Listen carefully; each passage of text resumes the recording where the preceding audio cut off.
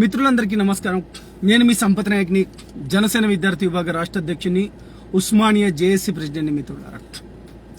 మిత్రులారా, నేను ఇంతకు ముందే చెప్పాను ఒక two hours back, Pawan Kalyan గారి పైన అనుచిత వ్యాఖ్యలు చేసినందుకు గాను నేను ఇవాళ లైవ్కి వస్తాననుకున్నా. డెఫినెట్గా మీకు చెప్పినట్టే లైవ్కి వచ్చాను. కొంచెం టెక్నికల్ ఇష్యూ వల్ల ఇంతకుముందు పెట్టినప్పుడు అది కొంచెం టెక్నికల్ ఇష్యూ వచ్చింది. ఇక మిగతా విషయానికి వస్తే, రిజర్వేషన్ల పేరుతో కావచ్చు, నేను ఎందుకంటే ఒక గిరిజన బిడ్డగా ఈ తెలంగాణ రాష్ట్రంలో మేము కూడా మా రిజర్వేషన్ల పైన అనేక పోరాటాలు చేసినాం. అది పోడు భూములకు సంబంధించింది కావచ్చు, లేకపోతే తండా పంచాయతీలకు. ఇదంతా నేను ఎందుకు చెప్తున్నా అంటే, నెక్స్ట్ ఇక మీకు చెప్పబోతున్నాను. ఎవడైనా సరే జాతుల పేర్లు చెప్పుకొని, కులాల పేర్లు చెప్పుకొని పబ్బం కట్టే సన్నాసులకు ఈడ్చి గల్లా పట్టుకొని ఈడ్చి చెప్పులతోని దాడి చేయండి. మీరు చెప్పులతోని దాడి చేయండి. కులాల పేర్లు చెప్పుకొని, మరీ ముఖ్యంగా కులాల పేర్లు చెప్పుకొని కడుపు నింపుకునే సన్నాసులు ఈ మధ్యలో బాగా ఎక్కువైనరు. కులాల పేర్లు చెప్పుకొని, లేకపోతే ఈ సామాజిక వర్గం పేరు చెప్పుకొని వాళ్ళ రాజకీయ స్వలాభం గురించి డబ్బులు కమాయించుకోవడమా, లేకపోతే ఎంపీ సీట్ల, ఎమ్మెల్యే సీట్ల ఇటువంటి కమాయించుకొని పూట గడుపుకునే అనేక సన్నాసులు ఇవాళ కొత్తగా తయారైనరు. పాత తరం నుంచి కూడా అనేక మంది ఉన్నారు. వీళ్ళు జాతులకు కానీ కులాలకు కానీ చేసింది ఊడిగం చేసింది ఏం లేదు. ఇక గౌరవనీయులైన పెద్దలు, పూజ్యులు ముద్రగడ పద్మనాభం గారికి, అన్న నా పేరు సంపత్ నాయక్ అంటారన్నా, నేను మీ సామాజిక వర్గానికి చెందకపోయినా, ఎందుకంటే నా నాయకుడు మీ సామాజిక వర్గానికి చెందినవాడు కాబట్టి నేను ఒక 2 విషయాలు మాట్లాడదలుచుకున్నా. ఎందుకంటే దగ్గర ఆంధ్రప్రదేశ్ రాష్ట్రంలో మీ కాపులు, మన కాపులు 30% దాక్కున్నారన్న. ఇప్పటి వరకు ఉమ్మడి ఆంధ్రప్రదేశ్ ఉన్నప్పుడు ఈ జాతులు అక్కడ రాజ్యాధికారం పొందలేదు, ఇక్కడ రాజ్యాధికారం పొందలేదు. నేను ఇదంతా ఎందుకు చెప్తున్నా అంటే, నేను దాని గురించి కూడా వస్తానన్నా. 30% ఉన్న కాపులు వేరే వాళ్లకు ఊడిగా, అంటే మీరు కాపులలో పెద్ద కాపు అనుకొని చెప్పుకొని మీరు కాపు రిజర్వేషన్లను మొత్తం వీళ్ళందరినీ ఏదో ఉద్ధరిస్తానని చెప్పి, పేరుకు మాత్రమే చెప్పి పబ్బం గడుపుకోవడం, రాజకీయంగా మీరు గడపడం, లేకపోతే ఎమ్మెల్యే సీట్లకో ఎంపీ సీట్లకో కుక్కకు బొక్కలేసే ఆ బొక్కలు ఏరుకోవడానికి మాత్రమే మీరు పనిచేసిండ్రు. కానీ మీరు నిజంగా మీరు రిజర్వేషన్ల పైన కొట్లాడుంటే మీరు ఏం పీకిండ్రు అన్న?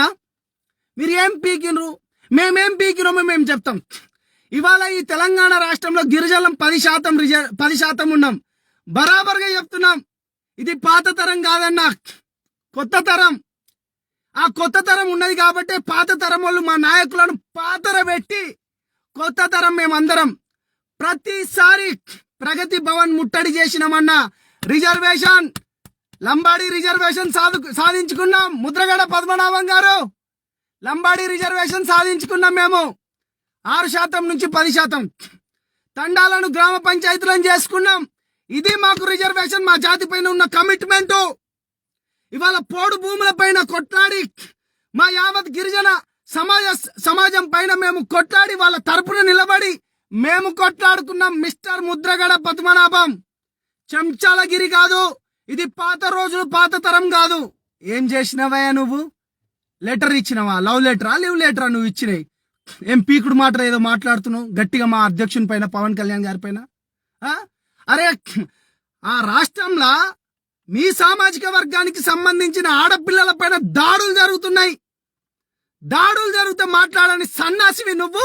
ఇవాళ మా నాయకుడు మా పవన్ కళ్యాణ్ గారి పైన మాట్లాడేటంత అయినవా?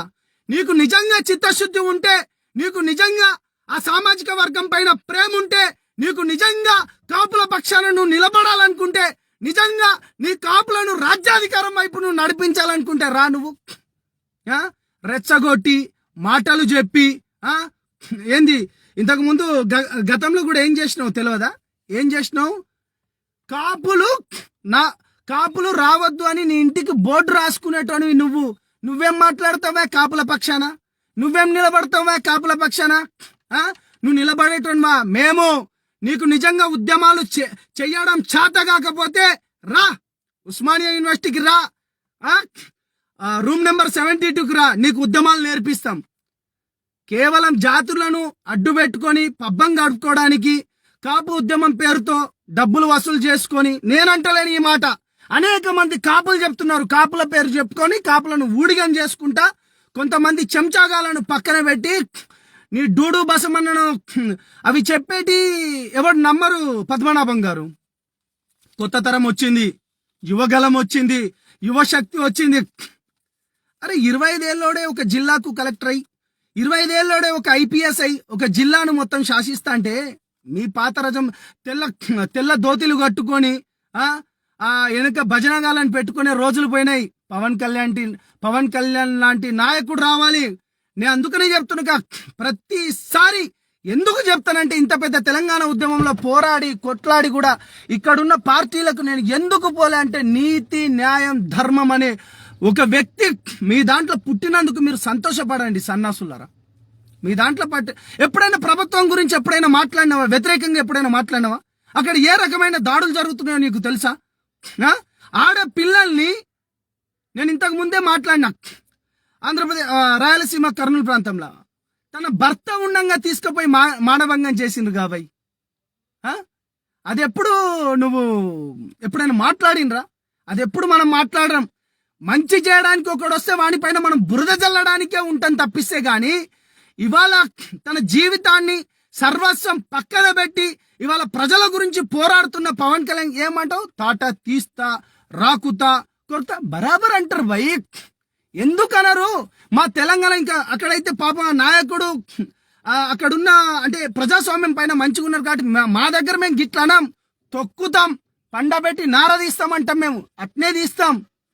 బరాబర్ ప్రజల తరపు నుంచి నిఖచ్చితంగా మాట్లాడుతున్నాడంటే బరాబర్. మాట్లాడకపోతే ఏం చేస్తాడు? వాళ్ళు ఏ విధంగా మాట్లాడుతుండో తెలియదా? 150 ఎమ్మెల్యేలు ఇచ్చి అసెంబ్లీలకు పంపితే అసెంబ్లీలో వాళ్ళ ఆడమంత్రులు ఏ విధంగా మాట్లాడని కనబడని సన్నాసులు మీరు ఇవాళ పవన్ కళ్యాణ్ గారి పైన మాట్లాడడానికి వచ్చిండ్రా? మీరు జాతుల గురించి మాట్లాడటానికి వచ్చిండ్రా? రిజర్వేషన్ పైన మాట్లాడేటోళ్ళు మీరా? మీ మొక్కాల మీరు ఇవాళ తెస్తారా? మీరు ఇవాళ తెస్తారా? నీకు నిజంగా రిజర్వేషన్ చేయడం చేత కాకపోతే, తేవడం చేత కాకపోతే నువ్వు వాళ్ళని వాడుకోకండి. వారాహి స్టార్ట్ చేసి వారం కాలేదు భయ్, వారాహి స్టార్ట్ చేసి వారం కాలేదు. భయం అవుతుంది కదా. లాస్ట్ టైం ఓడించడానికి, మా అధ్యక్షుని ఓడించడానికి 500 కోట్లు ఖర్చు పెట్టుకున్నారు కదా. నీతి నిజాయితీగా ధర్మంగా ఉంటాం. మాకు తెలిసింది ఇదే. ప్రజల పక్షాన బలంగా పోరాడతాం. మాకు తెలిసింది ఇదే. రాజకీయం అంటే దోచుకోవడం, దాచుకోవడం కాదు. మాకవేం తెలియదు. కులాల పేర్లు చెప్పుకొని పబ్బం గడుపుకొని నా కొడుకు సీటు ఇవ్వు, నాకు సీటు ఇవ్వు, నా ముండాకు సీటు ఇవ్వు అని మేము దీని గురించి మాట్లాడలే. ఇటువంటి అయినా ఘాటైన పదాలు ఎందుకు వాడుతున్నానంటే, మిస్టర్ పద్మనాభం ఒక దేశ పౌరునిగా, ఒక సమాజం పట్ల ఒక విశ్వాసం ఉన్న ఒక విద్యార్థి నాయకునిగా అడుగుతున్నాను. అనేక మంది నన్ను ఆంధ్రప్రదేశ్ రాష్ట్రం నుంచి నన్ను అనేక మంది ప్రేమించే యువకులు ఉన్నారు ఇవాళ. అర్థమైందా? నువ్వు నిజంగానే నీకేమాత్రం చిత్తశుద్ధి ఉంటే నిజంగా నువ్వు పోరాడు, దానిపైన మాట్లాడు. ఇంకోసారి పవన్ కళ్యాణ్ గారి పైన అనుచిత వ్యాఖ్యలు చెయ్యకు. నిజంగా నీకేమైనా చేతనైతే చెయ్యాలనుకుంటే, నిజంగా నేను ఇది కూడా చెప్తున్నాను, ఓపెన్ ఆఫర్ పెడుతున్నాను. ముద్రగడ పద్మనాభం గారు, మీకేమాత్రం ఉద్యమాలు తెలియకపోతే మా దగ్గరికి రండి, ఉస్మానియా యూనివర్సిటీకి రండి. నా నెంబర్ అనేక విధాలుగా మీ వాళ్ళ దగ్గర చాలా మంది దగ్గర ఉంటాయి. అంతేగాని ప్రజల పక్షాన పోరాడుతున్న పవన్ కళ్యాణ్ గారి పైన ఇంకోసారి అనుచిత వ్యాఖ్యలు చేస్తే బాగుండదు. పద్మనాభం గారు, మీ జాతిని అతను ఎక్కడా అమ్ముకోలే. మీ జాతి పేరు అతను, మీ జాతి పరువు ఎక్కడ తీయలే.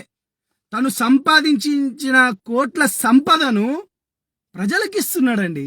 దాని గురించి మాట్లాడు. ఇవాళ 30% ఉన్న కాపుల గురించి అతను కాపుల గురించి ఎప్పుడు మాట్లాడలే. యావత్ కాపు జాతినే కాకుండా మిగతా సబ్బండ వర్గాలన్నింటినీ, దళితుల పక్షాన, గిరిజనుల పక్షాన, ఉన్నత వర్గాల పేద బిడ్డల పక్షాన, ప్రతి ఒక్కరి పక్షాన తను పోరాడుతున్నాడు. తన గురించి ఎప్పుడైనా మాట్లాడినావా? మంచిగా ఎప్పుడైనా మాట్లాడినావా?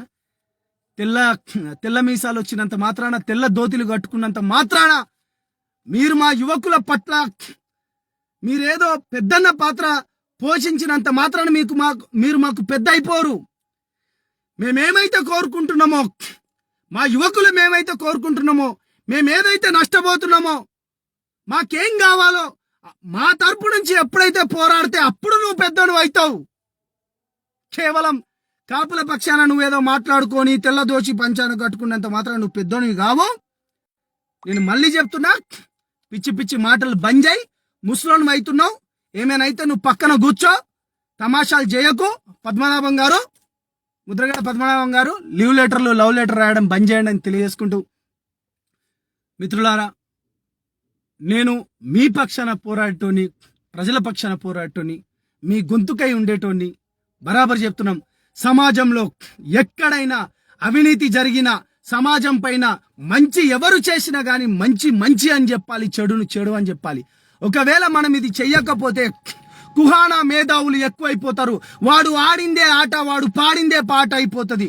కాబట్టి దీన్ని అందరూ తిప్పికొట్టాల్సిన ఆవశ్యకత మనపైనే ఉందని తెలియజేసుకుంటూ, యువగలం, కొత్తగలం, యువశక్తి రావాలి, ఈ రాజకీయాల్ని శాసించాలి. నూనూగు మీసాలున్న 23 ఏళ్ల పోరాడు కూడా రాజకీయం చేస్తాడని చూపించే ఒక నాయకుని పక్షాన నేను ఉన్నందుకు నిజంగా చెప్తున్నా. పవన్ కళ్యాణ్ గారు, మీకు మనస్ఫూర్తిగా చేతులెత్తి దండం పెడుతూ బరాబర్ చెప్తున్నా. యావత్ సమాజానికి మళ్ళీ చెప్తున్నా, మేము కరుడు కట్టిన తీవ్రవాదులం. ఏంది? సమాజాన్ని ప్రేమించే తీవ్రవాదులం. మేము తీవ్రవాదులం. సమాజంలో జరుగుతున్న కుళ్ళును కూకటి వేళ్లతో పెకిలించే తీవ్రవాదులం మేము. కాబట్టి మిత్రులారా, మీరు కూడా అర్థం చేసుకొని రానున్న ఎన్నికల్లో పవన్ కళ్యాణ్ గారికి భారీ మెజారిటీ ఇస్తారని కోరుకుంటూ, నేను మీ తమ్ముడిని, నేను మీ అన్నని, నేను మీ బిడ్డని, సంపత్ నాయక్ని. మీ సపోర్ట్ ఇట్లానే ఉండాలి. పవన్ కళ్యాణ్ గారిని మనం అందరం గెలిపించుకుందామంటూ తెలియజేసుకుంటూ, థ్యాంక్ యూ మిత్రులారా. నేను మీ సంపత్ నాయక్ని. జై హింద్, జై తెలంగాణ, జై ఆంధ్రప్రదేశ్.